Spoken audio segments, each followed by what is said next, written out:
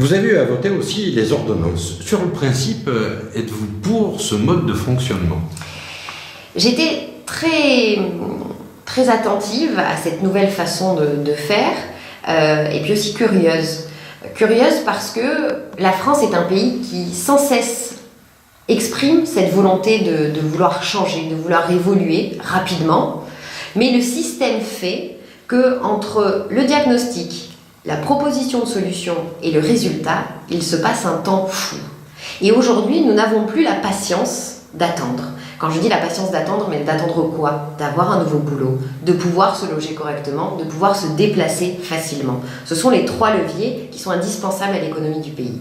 Et pour cela, le principe de l'ordonnance permettra d'accélérer et de voir rapidement si la réforme proposée répond, apporte les solutions nécessaires ou pas. Donc alors ça bouscule nos habitudes, mais je pense qu'il est essentiel de faire confiance à ce nouveau mode de fonctionnement pour pouvoir voir notre société évoluer plus rapidement, libérer les esprits plus rapidement aussi.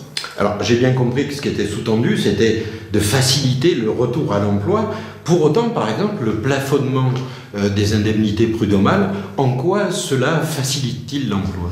Ça va faciliter l'emploi parce qu'aujourd'hui, quand on est chef d'une petite ou d'une moyenne entreprise, on peut être frileux dans l'embauche de nouveaux salariés parce que, et c'est la réalité de notre vie économique qui le démontre, dans pas mal d'entreprises, de petites et de moyennes, se sont retrouvées soit confrontées à une fermeture définitive de l'entreprise suite à un conflit réglé par des indemnités prud'homales.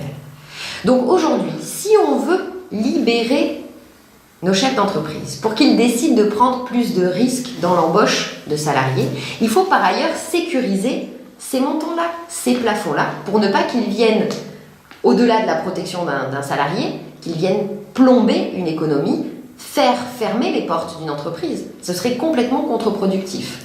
Votre discours est audible pour les petites et les moyennes entreprises. Il l'est beaucoup moins pour les grandes entreprises, les entreprises du CAC 40. Je vous rappelle quand même qu'il n'y a pas longtemps, on a accepté le principe d'un CICE qui, en contrepartie de 40 milliards d'euros, devait créer 1 million d'emplois. On a entendu la semaine dernière le président du MEDEF dire en fait on s'est trompé, c'est pas 40 milliards d'euros, mais 80, et de toute manière c'est rendez-nous notre argent. Mais vous comprenez bien qu'à ce jeu-là, il n'y a même pas eu 150 000 emplois de créés alors qu'on attendait 1 million. Et oui, le principe paraissait idéal sur le papier. Dans sa campagne, M. Macron parlait de pérenniser le CICE. Exactement, mais l'élément manquant, c'est l'exigence. L'exigence des résultats. On passe un marché. On passe un marché en disant que les moyens de l'État vont être mis, des moyens financiers de l'État vont être mis sur la table en contrepartie de la création d'eux. Si derrière on n'est pas assez exigeant sur les résultats attendus, la boucle n'est pas bouclée.